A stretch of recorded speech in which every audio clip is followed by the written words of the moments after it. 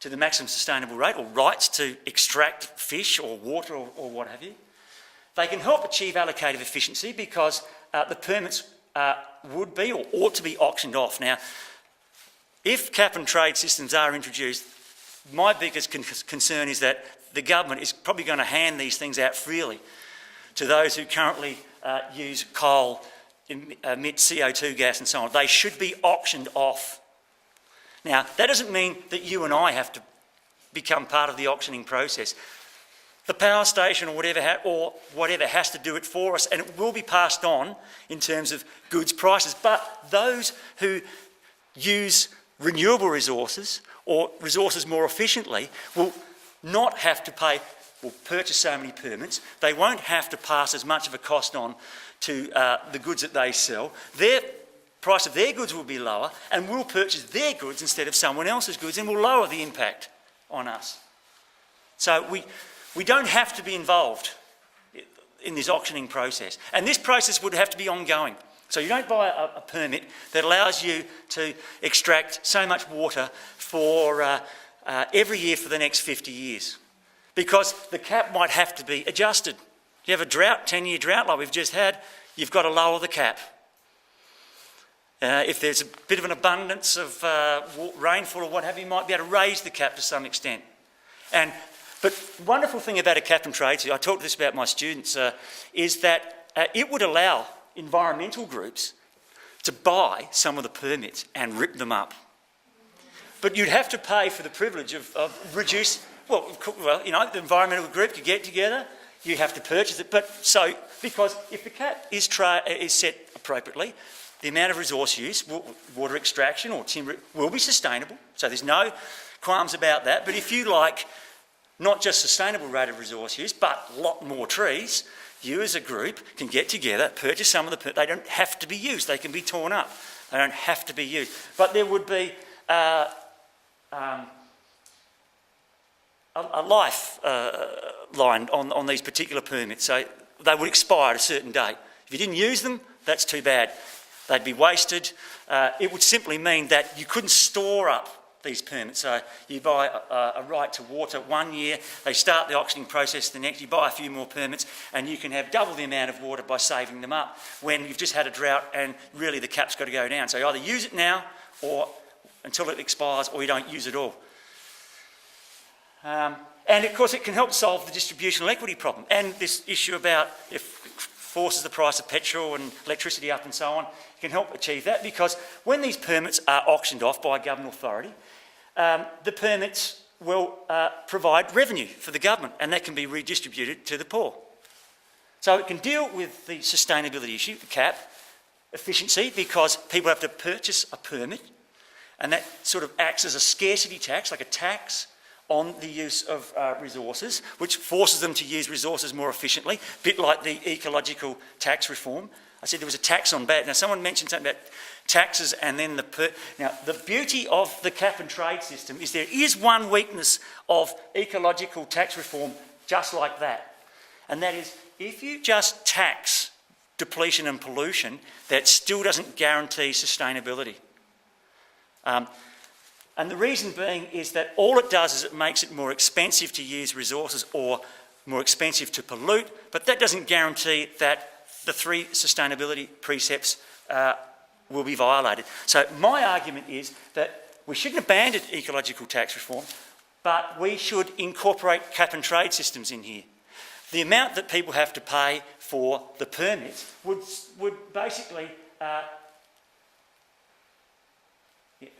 So the amount that people would have to pay for the permits would subsume the role of the taxes, the depletion and pollution taxes. You would have caps on the amount of resources extracted, so the amount paid for a permit is like a depletion tax, and you'd have a permit system for waste as well, which would, given you have to purchase a permit, acts like a pollution tax. Right, so it can do that function, but it can overcome the problem of conventional sort of ecological tax reform measures by setting the cap, which is the weakness of that, because that doesn't, as it is written there, doesn't ensure sustainability, doesn't set the quantitative constraint, the throughput controls that are necessary to achieve sustainability. They both require the tax and the trade No, you wouldn't have to. No, you just have to set well, you could, this aspect here, the labour and that would be unaltered. You wouldn't have to set the tax because the trade in the permits would set the tax for you. And in fact, it's been argued that one of the problems with ecological tax reform in this form is that some bureaucrats got to work out firstly, so let's say you want to tax extraction of fish, certain fish species, to make sure it's done sustainably. You'd have to work out the sustainable rate of extraction and then work out the tax rate that would zero in on that sustainable rate. And of course, the amount that's caught would depend upon interacting demand and supply forces. So the bureaucrat every day would have to change the tax rate. With the cap and trade system, you don't need it. The initial auctioning of the permits results in a permit price, then they're transferable. So if you bought too many, you can sell to someone who hasn't got enough, and so the price of the permits will go up and down. The market sets the tax. If the market gets it wrong, what it means is that we don't get quite the efficient allocation of resources. But because we've set the cap, we get the sustainability of the resources. This, you double the probability of bureaucratic error. If you set the wrong tax, you don't get the efficiency by having the right tax, and you don't get the sustainability because the tax wasn't high enough. The cap immediately ensures, we've provided the cap set accurately, and provided it's not, the system's not corrupted, but any system is corruptible. It means that you can ensure sustainability. If the trade in the permit means that the permit price is too low, then what the tax ought to be, well, the government's got to intervene in the same way it should intervene with any market failure problem. Tweak the market to make sure that the price of permits reflects the true scarcity value of a fish species, timber type or whatever, or water. Yeah. There's two questions. One is there an auction every day? No. Then the bureaucrat only has to set the tax every year, the same as the auction? No, the bureaucrat does not, when they're auctioned, so the bureaucrat would release these, so let's say it's done annually. You would release it on a particular day. Everyone would know about it. There might be the financial, so 1st of July.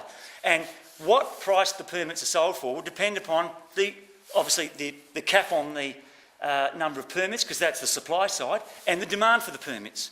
All right? So everyone bids for these things. The people who are willing to pay the most get the permits. Now, you might say that the rich would then get the permits, but you could integrate the Trade Practices Act into this, which deals with issues in relation to competition policy, and I've checked this, you could use certain sections of the Act to prevent any one individual, organisation or entity from purchasing too much or too many permits, because that would contravene anti-competitive behaviour. It would allow certain people or entities or organisations to have the market power to earn monopoly profits. So you could prevent someone from purchasing too many permits. But presumably the person who's willing to pay the most, they may be, again, if the wealthy can afford them, it's a distribution issue. Now, let's get the distribution right. But assuming two firms, big companies, equally well endowed in terms of financial capital to buy these permits, presumably the company that's willing to pay the most will be the one who is willing or able to, in actual fact, use those resources more efficiently. Okay, so it means that they can reduce, so they pay so much for permits, but they don't use as many resources, so they don't have to, because as you use a resource, you give your permits up. So it's not a one-off permit, it's a permit. You might get 100 permits. This gives you a gigalitre of water. You're handing these things over. If you are able to add more value through the use of water, you get a higher price for whatever it is you produce from that water. So you make a higher profit, which allows you initially to bid for a higher price. So you would get water not going to cotton farms where they make, I don't know, something ridiculously small for every probably gigalitre of water used. It would then start going to the best alternative use of that water,